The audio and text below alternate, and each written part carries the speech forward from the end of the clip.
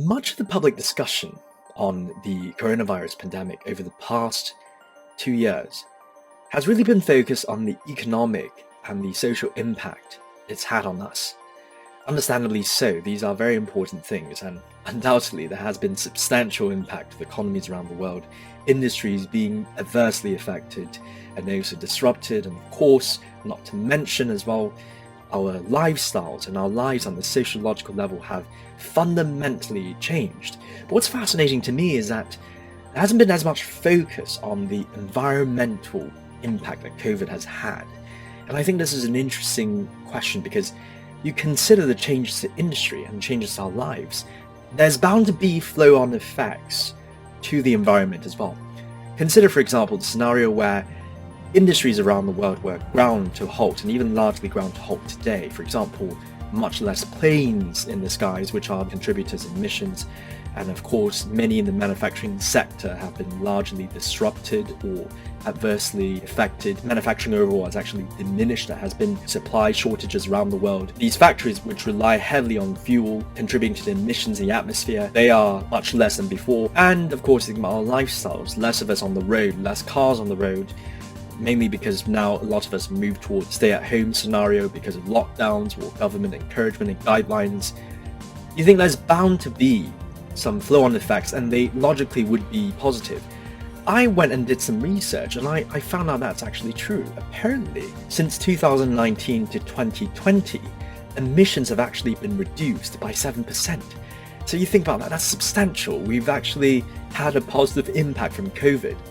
But then when I looked further into this investigation, I found out that there are actually dire issues with the environment that have come with the changes in our society and our lives and our industries.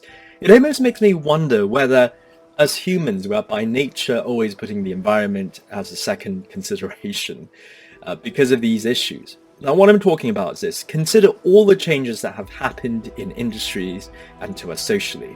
Think about, for example, food. All of us have moved from dining out to now taking out takeaways through delivery services. Of course, the food delivery industry around the world has boomed during this time as we're getting our food delivered through these apps. And that's great, but how are they delivered? They're usually delivered in plastic bags. If not, the containers themselves are plastic. And of course, they're usually given and delivered with single-serving utensils like plastic forks, spoons, or sporks even.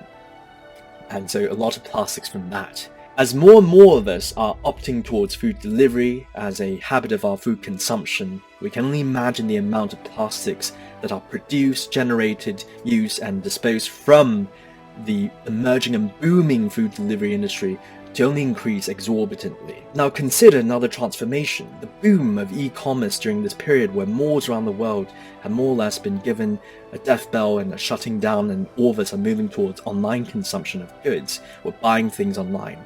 Again, those are delivered to us through packaging, usually plastic wrapped packaging with tape, with bubble wrap. As all of us are now moving towards e-commerce, and there's been a massive growth in e-commerce, the amount of plastics that are generated there also increases.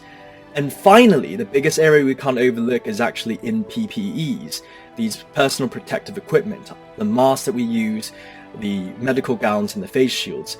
These are usually manufactured for single use, and they're primarily made from plastic as their base material.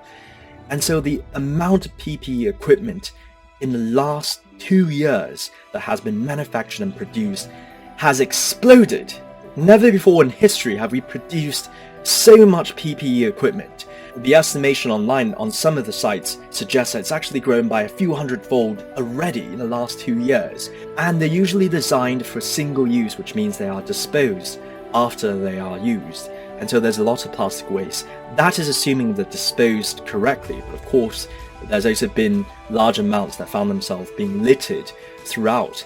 And so they really found their way into our environment. There's a study done somewhere that apparently shows that by the end of 2021, there will be an estimated 1.5 billion amount of masks finding its way into our oceans.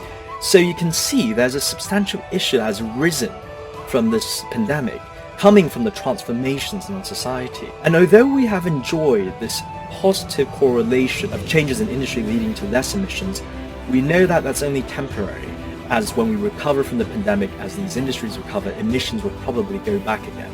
So that's only a temporary progression. But at the same time, after all of this, we're left with a massive amount of plastic waste in our environment.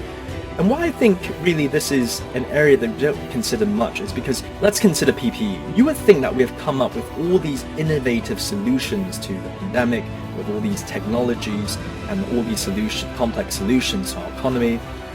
But yet the very simple solution of really the PPE issue is to change the base material from plastic to, let's say, cotton, or cellulose from, let's say, seaweed, or some biodegradable material, which is very simple.